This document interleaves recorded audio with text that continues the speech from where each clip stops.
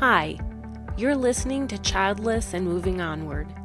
This is the place where we talk about thriving in life when you're a woman who is childless, not by choice, regardless of the road that brought you to childlessness. Hi, and welcome to another episode of Childless and Moving Onward. I'm Gail Miller, your host. I'm a physician and a life coach, and I am childless, not by choice. All right, so for today, for those of you who are traveling this journey, I don't have to tell you that being childless, not by choice, can be a devastatingly emotionally challenging journey. Now, for those of you who are listening, to be there for someone you care about who is childless, not by choice, first, thank you for making this effort for them. And second, the challenges are nonstop. Whatever the reason that brings someone to being childless, not by choice, whether it's due to infertility, to health issues, or other life circumstances, the experience often comes with a unique set of emotional triggers. These triggers can evoke a feeling or feelings of grief, of sadness, of anger, of frustration, even jealousy. It's all normal. And these feelings can appear unexpectedly in endless aspects of daily life. So understanding how to recognize and cope with these triggers is crucial for maintaining well-being, mental, emotional well-being, which translates also into physical well-being. Now, sometimes the question comes up, well, what is a trigger? And triggers can be anything that evokes a strong emotional response. And sometimes they're positive, right? They don't have to be negative. But usually when we talk about triggers, it's referring to a challenging, uncomfortable response. And so in this case, it's anything that evokes that painful response that's related to the pain of being childless, not by choice. And the thing is, over time, they can change, right? Things that you never thought would be a trigger are now unexpectedly setting off a storm of pain. So sometimes the result of that can be like you feel like there's something wrong with you, right? Like, where did this come from suddenly? This never affected me like this before, or this isn't one of the things that bothered me before. And so you suddenly think, there's something wrong with me. Why am I feeling this way? There's nothing wrong with you. Every day, what you experience affects your view of the world, of your experience of life.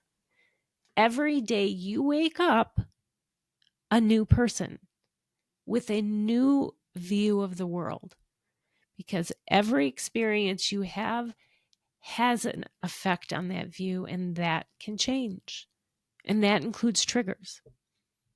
So as life goes on, life cycle milestones may have different effects.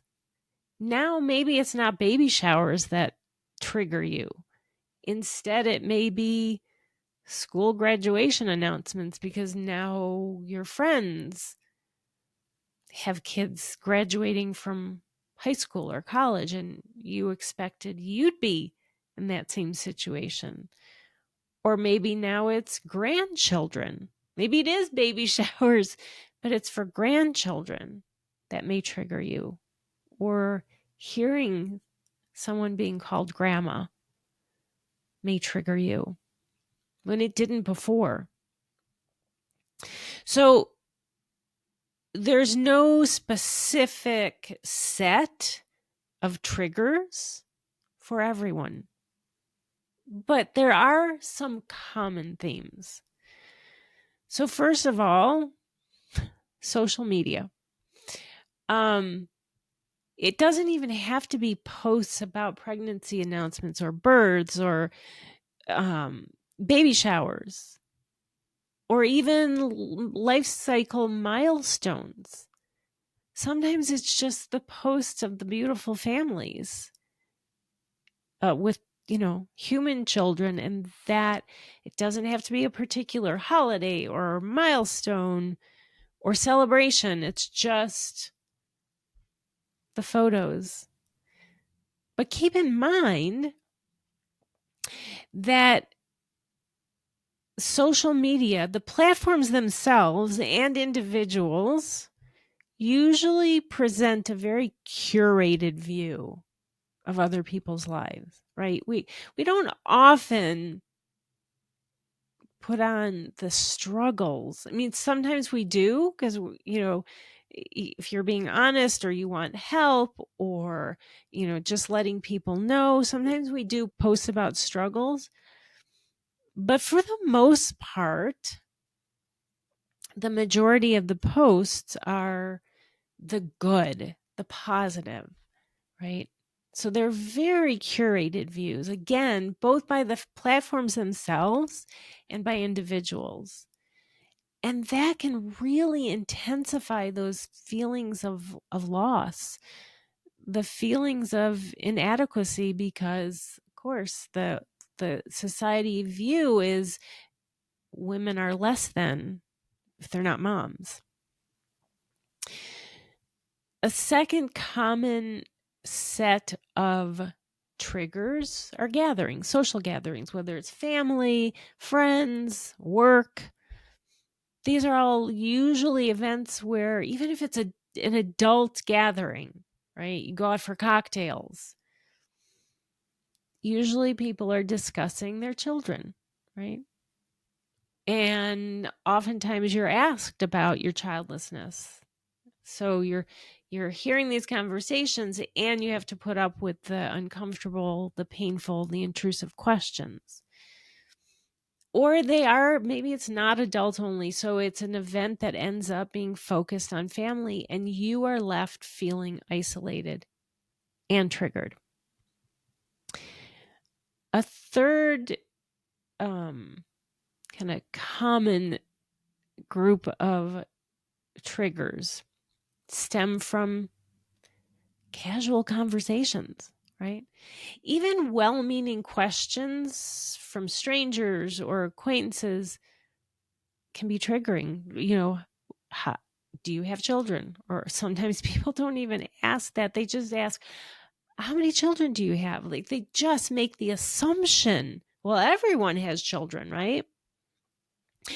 But sometimes it's not even those questions. It's the conversation. It's the topic. Because, of course, the topic is about their kids and you're not part of that. But what can be worse is the reaction of the people who are engaging in these conversations. When they realize you're there, I mean, they knew you were there to begin with, but all of a sudden you can tell when it hits them that, oh, we're talking about our kids and she doesn't have any and she's childless not by choice. And they suddenly go quiet and they're clearly uncomfortable. Like, you can feel it. And then some will even make comments about, oh, parenthood isn't all it's cracked up to be, oh, you're lucky, it's expensive and whatever. And then you don't have the stress, as if any of them would give up their kids for any of these drawbacks, if you will, right? But you're left feeling triggered, and like it can leave you feeling not just like an outsider, but truly like this alien, right? They have to watch what they say. And now suddenly, because of your childlessness, they're feeling uncomfortable. And they don't know what to do with that. it doesn't do anything for you in terms of comforting, no matter what they try to say. Oh, kids are expensive, or whatever, all the things that they say, which are really to comfort themselves because they've just realized they're uncomfortable with this conversation. And then the fourth kind of group of situations that bring on triggers: milestones, anniversaries. For some of you, it's dates that may mark pregnancy losses or fertility treatments. For others, it's milestones you see others celebrating that you're like, yeah, this is the time I would have expected to be celebrating having a grandchild or seeing my child get married. Sometimes it's anniversaries. It's an anniversary or more of the difficult conversations that you've had with your partner. If your partner isn't on the same page about being childless, or isn't at that same place in their grief or their healing, maybe they've healed and moved on. And so sometimes it's those conversations really can leave a mark, and we often know exactly when you had them, and that date can trigger you. And then along with social media is just media in general, right? Television shows, movies, advertisements. They all focus, or generally focus, on families and on parenting. You can't really open a magazine without some article on the difficulties of motherhood, of parenthood, right? And there's yet another painful reminder. So media in general. But again, each of these can change over time. And you'll find different things that now may no longer trigger you, but now you got new things that trigger you instead. They didn't in the past, but they do now. So this list is by no means a complete list of triggers, not by any stretch of the imagination. It's really meant just to illustrate that we're surrounded by triggers, so we can't possibly avoid them all. I mean, in order to do that, you would have to completely isolate yourself, stay in a room, have no outside communication, in not just you communicating to others, but others with you. So forget social media, forget media at all. And you have no contact with anyone else, because that's really the only way to avoid all triggers. And that's not healthy. So in my case, one unexpected trigger came up. It was during a morning show, and they made the announcement that one of the hosts had just adopted a baby. Now, she happened to be around the same age that I was when I wanted to adopt. The impact that announcement had on me, like, the announcement itself floored me, right? It just took my breath away. The pain in my chest, in my soul, just flared. But my reaction to that took me by surprise. I was completely in shock. It was not anything that I could have ever predicted, and never expected that would do that to me. But it did. I mean, it took me a while to process, why am I suddenly feeling this intense pain again? And then it hit me. She was around the same age I was when I wanted to adopt. My point of this is there's no way to avoid triggers. I watched that morning show thinking I'm going to be triggered by, there's going to be a segment on moms, or there's going to be a commercial about, whatever, diapers or something else. Never in a million years did I expect I was going to have my breath taken away because the host had just adopted a child. So now, what do you do with them when they happen, since you cannot avoid all triggers? So what do you do? Well, first of all, it's vital to set boundaries, emotional and physical boundaries. And that means different things for people. It might mean saying no to certain social invitations. It's okay. We're not trying to avoid all triggers, but if there's a certain social situation that is really going to deeply, deeply affect you and cause pain, don't go. You can change your social media accounts, mute some people, unfollow other people. You don't have to unfriend people if you worry about your friends saying we're not friends anymore. You can simply click to not see their post. When you are in a social gathering, learn to steer conversations away from those sensitive topics. So I recommend always, always, always have 2 to 3 topics of conversation in mind that you want to talk about, things that bring you joy or that you can talk about that will not bring in the pain. And so always have those ready so that you can turn to those topics and politely change the subject. That way you are now, one, you're not being subject to conversation that is triggering.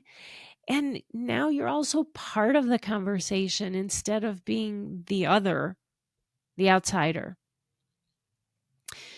The second thing is to create a support system.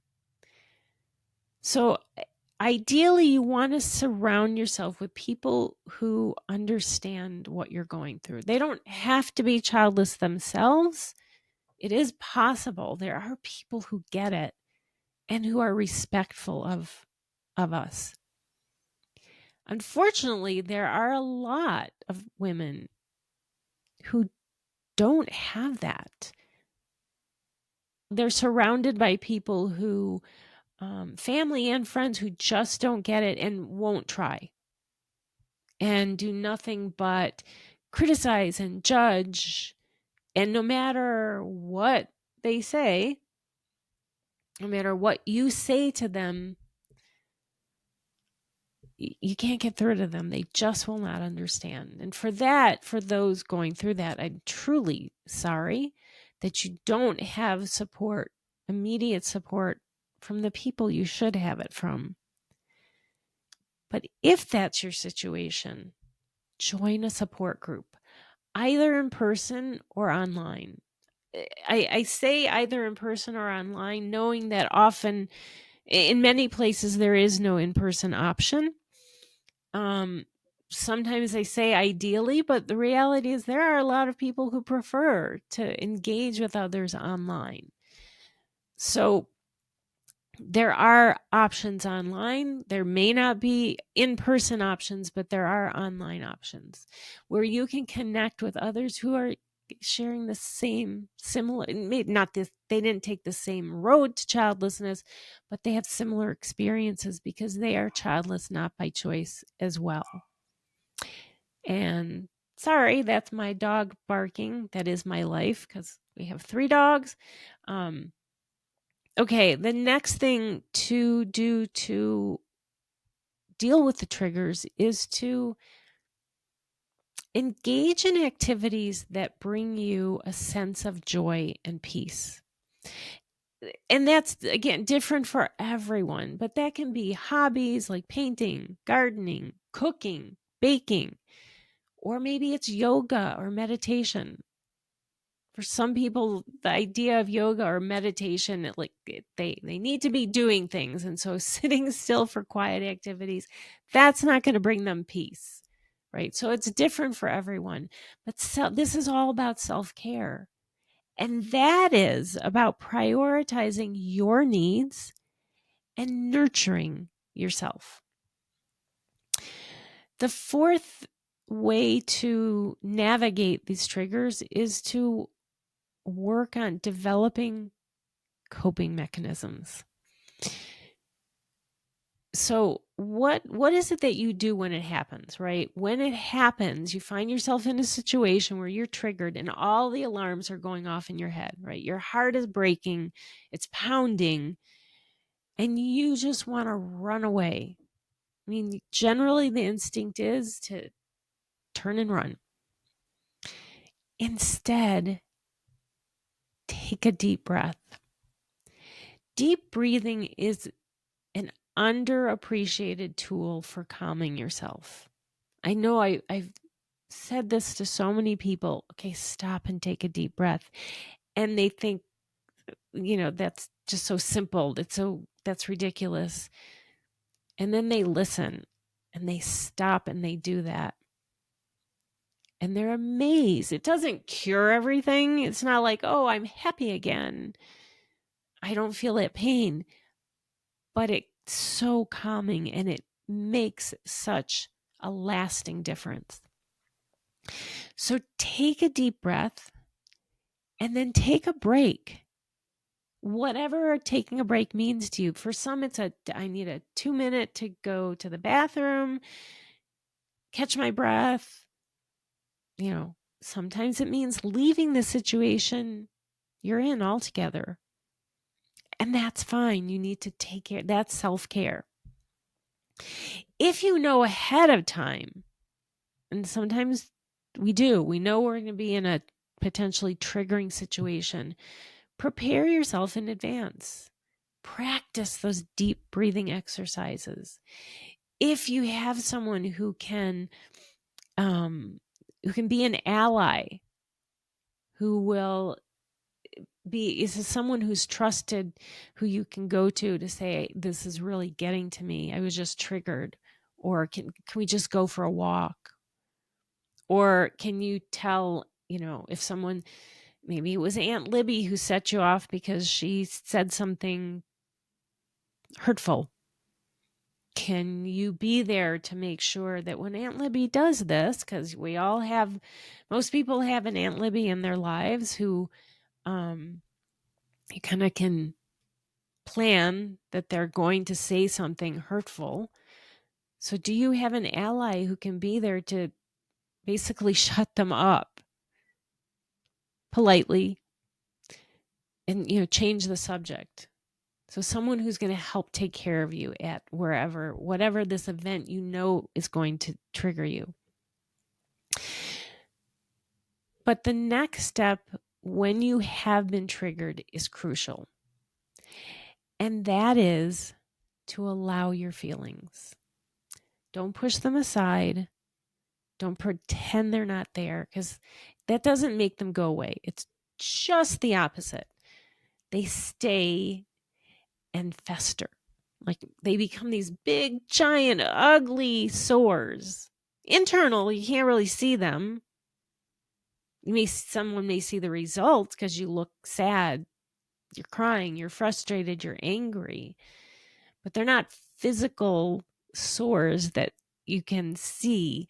They're these giant, painful sores inside. And you may not recognize them for what they are, but they're the pain that you pushed away. And now it's going to come out, and usually in ways that probably don't align with how you want to live. So maybe you spend too much. So what I mean with, ways that don't align with how you want to live. Like for me, when I'm comforting myself, there's certain foods that I know make me sick, but boy, they taste good going down, and they're really comforting in the moment, and then I pay for it later. Or another thing that I do is, I start to shop. That it gives me that high, that immediate high, and then the credit card bill comes, right? Or I get this immediate high from spending the money, but it's something that I didn't really need or want. But that's what I'm talking about. How it comes out is in habits that we don't want to continue. So you may spend too much or eat foods that make you feel sick. Or maybe you gamble, or you binge on nonstop video games. Okay. These are ways that we use, things we use to pretend away that pain. But the pain's still there, and it comes out in these ways that we don't even want as part of our lives. So don't push the pain away. Face the pain. Acknowledge the feelings. When you do that, then you will find that the pain will start to lessen over time when you don't ignore it, right? It's not to say it won't come back and say hi again. Hi, I'm back. But it won't stay as long if you acknowledge it. All right. So my takeaways for today, my 3 takeaways. The first is triggers just can't be avoided. If only we could just never face another trigger again. It's not possible. The second is that you can prepare for them, though. You may not know a particular situation is coming. I mean, you may be going to some event and know it may be triggering, or you may not know that trigger is going to come up, but you can prepare for it anyways by doing breath work, by practicing that beforehand, so you know what to do when it happens. And the third is, when triggers happen, don't push them away. It just makes it worse. Instead, face the pain, name your emotions, and acknowledge that they're there. The only way past this situation, each time it comes up, is to go through it. So navigating the journey of being childless not by choice is deeply personal and challenging. Recognizing and dealing with triggers is a crucial part of it. It's okay to ask for help, to set boundaries, and to make your own well-being a priority. You're not alone. There is community that understands you and supports you. And as part of that, I created a circle of support. It is a support group to help you move through the healing process of the journey. Okay. And it is a free support group. It's the third Tuesday of each month from 6 to 7 p.m. Mountain Time. So if that is something that sounds like that's for you, please join us at the link in the comments. All right, that's it for today, and I will see you next week. Thanks for listening to Childless and Moving Onward. I hope this episode was helpful to you. If you liked what you heard, you can get more help from me with my guide, Steps to Overcome Self-Doubt and Feel Worthy When Being Childless Isn't by Choice. Click on the link in the episode notes, or you can find it on my website, pathonward.com. Until next week, thanks again for listening.